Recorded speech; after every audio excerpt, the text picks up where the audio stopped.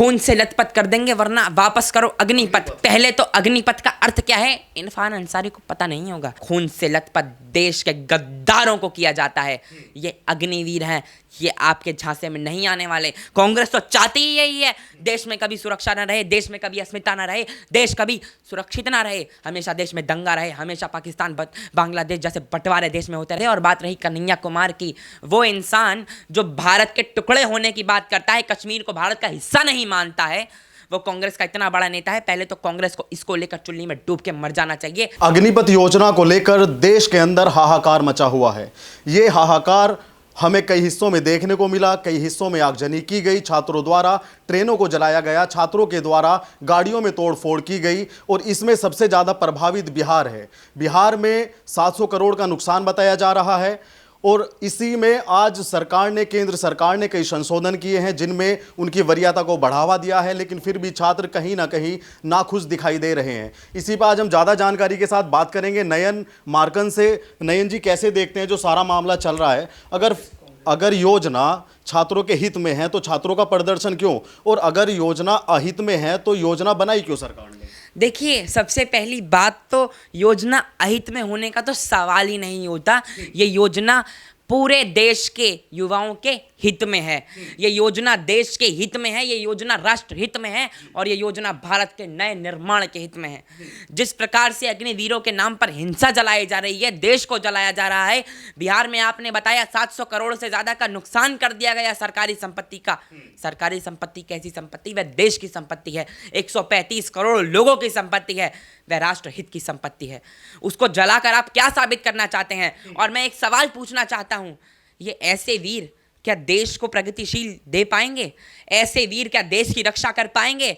और ऐसे लोग जो हिंसा पर उतारू हो गए, कई ऐसी वीडियोस आ रही हैं जिसमें एक गाड़ी को जला दिया गया। एक आदमी पाई पाई कर कर अपने घर के लिए, अपनी गाड़ी, अपना बंगला, ऐसे चीज़ों का निर्माण करता है, एक एक पाई जोड़ता है, एक टाइम का खाना छोड़ देता है, उसकी गाड़ी को जला देना। बुजुर्ग पर, मथुरा में बुजुर्ग पर पत्थर चला देना। वो तो पुलिस नहीं आती तो बुजुर्ग दंपति का क्या हाल होता वह भगवान जाने। और किस प्रकार से चीज़ें चल रही हैं वे अपने आप में बहुत ज़्यादा संवेदनशील है। मैं पूछना चाहता हूं उन लोगों से, 4 साल 40,000 की नौकरी, एक परिवार में अमूमन 3 लोग होते हैं, 3 लोगों में 40,000 की तनख्वाह क्या आपको कम लग रही है? उसके बाद जो 11 लाख का आपको टोटल पैकेज 4 साल के आधार पर दिया जाएगा, और टोटल 44 लाख तक का भी है एनमम के आधार पर, तो इतना क्या कहते हैं सेना के लिए आधार पर इतना कंपनसेशन कम है। वो पार्टी जो गड्ढे खुदवाने को रोजगार कहती है, वो 4 साल की आर्मी की नौकरियों को बेरोजगारी बता रही है। ये तो अपने हाथ में हास्यवर्धक है कि एक ऐसी पार्टी जो देश में हमेशा विनाश, आतंकवाद और हमेशा भ्रष्टाचार की नई मोमाया रचती है, वो बस 4 साल की एक नौकरी को अस्थाई बता रही है। और 4 साल की नौकरी के बाद क्या युवा बेरोजगार हो जाएंगे? 4 साल की आर्मी ट्रेनिंग का अर्थ है कि हजारों मल्टीनेशनल कंपनियां जो 40,000 क्या 1 लाख रुपए आपको देने के लिए तैयार रहेंगी आगे। चाहे आप कोई भी ले लीजिए आर्मी की ट्रेनिंग, अगर आर्मी की डिग्री की सर्टिफिकेट आपके पास है तो हजारों मल्टीनेशनल कंपनियां आपको देंगी। और डेमोक्रेसी आधार पर अपनी बात खत्म करता हूं, डेमोक्रेसी है, देश में लोकतंत्र है। आप प्रदर्शन कीजिए, लेकिन हिंसक प्रदर्शन करेंगे तो ये अग्निवीर नहीं, ये अथत्र वीर माने जाएंगे। बस। अच्छा, क्या कहना चाहेंगे? कन्हैया कुमार भी कांग्रेस से है। आज कांग्रेस की भूमिका जो हम देख पा रहे हैं, आज टीवी खबरों में लगातार बीजेपी को टारगेट कर रहे हैं कि ये अग्निवीर को वापस लो, अग्निवीर को वापस लो। कन्हैया कुमार का कहना है कि 4 साल की जॉब के बाद उन कैंडिडेटों की शादी कौन करेगा? 4 साल बाद उन कैंडिडेटों की शादी का कांग्रेस छोड़ दे, पहले वो राहुल गांधी जी की शादी पर ज़्यादा ध्यान दे। और बात रही दूसरी की, तो राहुल गांधी जी तो खुद युवा हैं, 50 साल के एक इतने अच्छे युवा सशक्त हैं, वे तो खुद अपने आप में ध्यान दें। और बात रही कन्हैया कुमार की, वो इंसान जो भारत के टुकड़े होने की बात करता है, कश्मीर को भारत का हिस्सा नहीं मानता है, वो कांग्रेस का इतना बड़ा नेता है। पहले तो कांग्रेस को इसको लेकर चुल्ली में डूब के मर जाना चाहिए, क्योंकि उसने देशद्रोहियों को अपना नेता बना रखा है, जो साफ और साफ तौर पर मात्र कुछ नेताओं के लिए और मात्र कुछ चंद वोटों के लिए ये कार्य करती है। और कांग्रेस अग्निवीर क्यों कर रही है? वह तो मनरेगा के आधार पर गड्ढे खुदवाने को अपना रोजगार मानती है। ऐसी पार्टी जिसके आलू से सोना निकालना रोजगार हो जाता है, मैं किस बात की बात करते हैं? पहले इस पर भी ध्यान दें। और बात रही अग्निवीरों की शादी की, दोबारा दोहराता हूँ, पहले कांग्रेस राहुल गांधी जी की शादी पर ध्यान दें, क्योंकि उम्र निकलती जा रही है, ज़्यादा दिनों तक वो युवा नहीं रहेंगे। बस। अच्छा, एक इरफान अंसारी करके एक एमएलए हैं, कांग्रेस से हैं, झारखंड से, उनका कहना है कि खून से लथपथ कर देंगे वरना वापस करो अग्निपथ। उनका कुछ ऐसा कहना है। खून से लथपथ कर देंगे वरना वापस करो अग्निपथ। पहले तो अग्निपथ का अर्थ क्या है इरफान अंसारी को पता नहीं होगा। और दूसरी बात, खून से लथपथ आतंकवादियों को किया जाता है, खून से लथपथ देशद्रोहियों को किया जाता है, और खून से लथपथ देश के गद्दारों को किया जाता है। ये अग्निवीर हैं, ये आपके झांसे में नहीं आने वाले। कांग्रेस तो चाहती ही यही है, देश में कभी सुरक्षा ना रहे, देश में कभी अस्मिता ना रहे, देश कभी सुरक्षित ना रहे, हमेशा देश में दंगा रहे, हमेशा पाकिस्तान बांग्लादेश जैसे बंटवारे देश में होते रहेंगे। तो कांग्रेस की आंतरिक स्थिति है, और ये तो कांग्रेस का अस्तित्व मस्तिष्क है जिसके आधार पर वो बनी। ये तो सही बात है। महात्मा गांधी जी ने जो बिल्कुल सही कहा था कि कांग्रेस को तो आज़ादी के समय ही ख़त्म कर देना चाहिए था, वरना आज तो वह देश की अस्मिता पर सवाल नहीं होती। और बात रही इरफान अंसारी जी की, तो देखिए इरफान अंसारी जी जो असली युवा होंगे ना, कई मैंने वीडियोस देखे, कई वीडियोस आपने भी देखे होंगे, और कई वीडियोस लोग भी देखें जिन्हें खुद ये नहीं पता है कि अग्निपथ का नाम क्या है, उनकी योजना क्या है, टीआरडीओ का मतलब क्या होता है। वह योजना पे बैठे हैं। उत्तर प्रदेश में ऐसी सरकार ने कई लोगों को गिरफ्तार किया जो कांग्रेस के निकले, जो कांग्रेस युवा मोर्चा के निकले, जो कांग्रेस यूथ विंग के नहीं, या राजनीतिक विपक्ष की राजनीतिक पार्टियों से निकले। बताइए ऐसे युवाओं को रोजगार की क्या जरूरत, जो राजनीति में अपना रोजगार ढूंढते हैं, जो राजनीति में निगम पार्षद विधायक सांसद की टिकट ढूंढ रहे हैं, वे अग्निवीर की योजना को कहां संरक्षण देने आए हैं। और ये साफ साफ बताता हूं, किसान आंदोलन की तरह कांग्रेस एक दूसरा एजेंडा तैयार करने पर टूटी हुई है। कह तो रहे हैं कि जिस तरीके से कृषि बिल वापस लिए उसी तरह से ये वापस करना पड़ेगा सरकार को। देखिए ये युवाओं के हित में योजना है। 4 साल तक देश की सुरक्षा करना कोई छोटी बात नहीं है। मेरे को गर्व होना चाहिए। मेरे परिवार में बहुत लोग से, मेरे परिवार में से मेरे पापा के सगे मामा भी सेना में थे, उनको भी गर्व होता है, हमें भी गर्व होता है कि वो सेना में रहे हैं, वह देश की सुरक्षा में रहे हैं।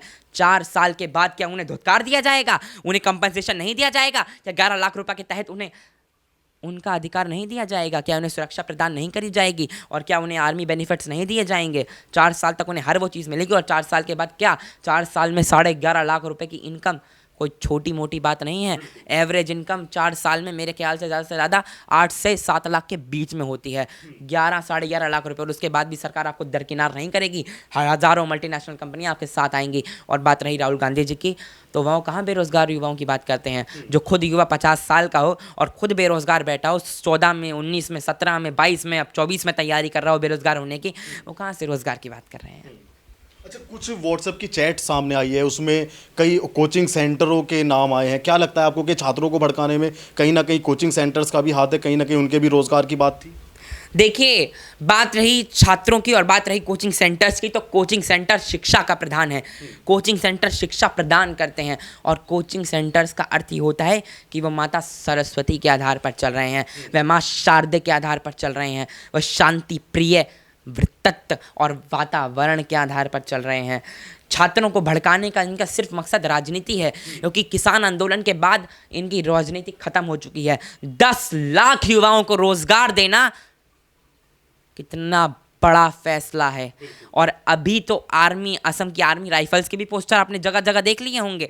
असम सरकार भी तैयारी कर रही है, उत्तराखंड सरकार भी हेड कांस्टेबल्स के नाम के लिए तैयारी कर रही है, दिल्ली पुलिस भी तैयारी कर रही है, रक्षा मंत्रालय ने घोषणा कर दी है। इनके पेट में बस दिक्कत ये है कि इसके बाद ये राजनीति कहाँ करेंगे। इनके पेट में दिक्कत ये है कि किसान आंदोलन के नाम पर तो इनकी राजनीतिक रोटियां सिकनी बंद हो गई, उसके नाम पर तो इन्हें सीट मिले नहीं। कांग्रेस को कितनी सीटें मिली? कांग्रेस को 2 सीटें मिली उत्तर प्रदेश चुनाव में। इतनी बड़ी पार्टी, हाय हल्ला हू हल्ला करने वाली उत्तर प्रदेश की जनता ने औकात दिखा दी, मात्र 2 सीटें दी। इसके साथ ही इनका यही हाल होने वाला है आगे आने वाले, चाहे गुजरात के चुनाव हो, हिमाचल के चुनाव हो। ये तैयारी कर रहे हैं कि दोबारा अपना अस्तित्व खड़ा कर सकें, तैयारी कर रहे हैं कि युवाओं को बेरोजगार करके उन्हें दोबारा शाहीन बाग की तरह बिठा दें, उन्हें दोबारा किसान आंदोलन की तरह बिठाकर उन्हें बेरोजगार बना दें, और अंत में जब दिन खत्म होंगे तो 200-200 रुपये उनकी पॉकेट में थमा दें। ऐसा नहीं होने वाला है। देश का युवा देश को सशक्त करना चाहता है, देश का युवा देश को आगे बढ़ाना चाहता है, और देश का युवा देश को शक्ति देना चाहता है। उसके खिलाफ कांग्रेस हिंसा करेगी तो युवा भी राजनीतिक हिंसा का जवाब राजनीतिक वोट से देकर कांग्रेस को दोबारा 2 सीटें तो क्या 0 सीटों पर लाकर खड़ा कर देंगे। जो छात्रों के साथ जो युवा बन के छात्रों के रूप में ही आए थे छात्रों के साथ, और उन लोगों ने आगजनी की है या कोई चोट दुर्घटना में उनका हाथ है, तो क्या कार्रवाई होनी चाहिए ऐसे तत्वों के खिलाफ? देखिए, उत्तर प्रदेश में जब तक हम बात कर रहे हैं ना, उत्तर प्रदेश में इन लोगों पर कितनी एफआईआर हो भी चुकी है, 250 से ज़्यादा पर एफआईआर हो चुकी है, और कई सारे जेल में पुलिस के डंडे खा रहे होंगे। आप उपद्रव करेंगे तो आप जेल में जाएंगे, आप शांतिपूर्ण प्रदर्शन करेंगे तो हम आपको खुद माला पहनाएंगे। आप प्रदर्शन कीजिए, वह लोकतंत्र का अधिकार है, आप प्रदर्शन कीजिए। किसने मना किया है? Doctor B R. अम्बेडकर जी ने संविधान लिखा, उन्होंने बोला कि प्रदर्शन कीजिए, सरकार का विरोध आपके हाथ में है, लेकिन हिंसा करेंगे तो पुलिस का डंडा भी पुलिस के हाथ में है, ये भी याद रखिएगा। और हिंसा करेंगे तो उत्तर प्रदेश जैसे राज्यों में, बिहार जैसे राज्यों में जब भारतीय जनता पार्टी की सरकार है, वहाँ आपको बख्शा नहीं जाएगा। आप अच्छे से कीजिए, और अंत में अग्निवीर और सेना के प्रेमी जनता की रक्षा करते हैं, उन्हें मारते और सताते नहीं हैं। वैसे क्या कहना चाहेंगे, चाहे कोई भी आंदोलन हो, हमने इतनी छूट भारत के अंदर देखी है कि कोई भी आंदोलन कर लेता है, कहीं पे भी आंदोलन कर लेता है। इस आंदोलन की आड़ में, आंदोलन के नाम पे संपत्ति को हानि पहुंचाना कितना ठीक है, कितना गलत है? देखिए, वह सिर्फ मेरी और आपकी संपत्ति नहीं है, वो देश के 135 करोड़ लोगों की संपत्ति है, और 135 करोड़ लोगों की संपत्ति को हानि पहुंचाना सिर्फ कांग्रेस अपनी राजनीति के लिए कर सकती है और किसी के लिए नहीं। और बात रही आपके सत्याग्रह के सवाल की, तो देखिए, कांग्रेस को सत्याग्रह तो ईडी पर खूब कर रही है। कांग्रेस को सत्याग्रह करना चाहिए डॉक्टर रॉबर्ट वाड्रा जी के घोटाले पर। कांग्रेस को सत्याग्रह करना चाहिए जो इनके कंपनी का घोटाला, सोनिया गांधी जी, मेरे ख्याल से एंटोनियो माइनो कहना ज़्यादा सही होगा जी, नेशनल हेराल्ड केस, और राहुल गांधी जी, पूरी कांग्रेस के 1 करोड़ कार्यकर्ता जितने भी देश में हैं, उन्हें प्रदर्शन करना चाहिए इन मुद्दों पर, उन्हें सत्याग्रह करना चाहिए इन मुद्दों पर, क्योंकि बापू ने भी कहा था कि कांग्रेस को ख़त्म आज़ादी के समय ही कर देना चाहिए था। मेरे ख्याल से कांग्रेस को महात्मा गांधी जी के खिलाफ भी मेरे ख्याल से फिर अनशन छोड़ देना चाहिए होगा इस हिसाब से, तो क्योंकि उन्होंने भी कांग्रेस का विरोध किया था। महात्मा गांधी जी के आधार पर चलने वाली कांग्रेस, महात्मा गांधी जी ने तो स्वयं कहा था कि कांग्रेस जैसी पार्टियां देश के लिए नासूर बन जाएंगी, और वह हो रहा है। मैं कांग्रेस के सारे कार्यकर्ताओं से अपील करना चाहता हूं कि आप सत्याग्रह करें एंटोनियो माइनो जी पर, आप सत्याग्रह करें जो आपके नेपाल में राहुल गांधी जी ढुमके लड़ाते हैं और चाइनीज़ एम्बेसडर के साथ वाइन टू वाइन का गिलास शेकते हैं, उस पर आप प्रदर्शन कीजिए। 2008 की वो चुप चुप गुपचुप वाली मीटिंग्स पर जब आपकी सरकार भी थी और आप आराम से चाइनीज़ राजदूत के साथ अपने पैसों के लिए देश को बेच रहे थे, उस पर प्रदर्शन कीजिए, उस पर सत्याग्रह कीजिए, और आप सत्याग्रह कीजिए। भारत आगे बढ़ रहा है, आपसे कभी देखा तो जाता नहीं है, और सेना का बजट भी शायद मेरे ख्याल से अब और बढ़ चुका है 3 लाख करोड़ रुपए, तो उस पर सत्याग्रह कीजिए। राहुल गांधी कह रहे हैं कि अग्निपथ के नाम पर अग्नि में धकेल दिया युवाओं को प्रधानमंत्री ने। अग्नि में धकेल दिया? आप तो गड्ढे में धकेल रहे थे, मोदी जी ने तो फिर भी अग्नि में धकेल दिया। और ये अग्नि है, ये वो अग्नि है जो देश के युवाओं में नया जज्बा भर देती है। ये वह अग्नि है जो देश के युवाओं को प्रज्वलित कर देती है, और ये वह अग्नि है जो देश में सेना को सर्वप्रथम स्थान में ला देती है, और ये मोदी जी की वह अग्नि है जो चीन की वायुसेना को भी पछाड़ कर तीसरे स्थान पर पहुंच जाती है। ये वह अग्नि है जो देश के युवाओं को सशक्त बनाती है। ये वह गड्ढे नहीं है जो राहुल गांधी जी की तरह 2 जून की राजनीतिक रोटियों के लिए लोगों को सड़कों पर ला देते हैं। ये वह गड्ढे नहीं हैं जो राजनीतिक रोटियों के लिए और राजनीतिक स्वार्थ के लिए राहुल गांधी जी की तरह लोगों को बेरोजगार बना देते हैं। बस यही फर्क है। मोदी जी देश का विकास चाहते हैं और राहुल गांधी देश का सर्वनाश चाहते हैं।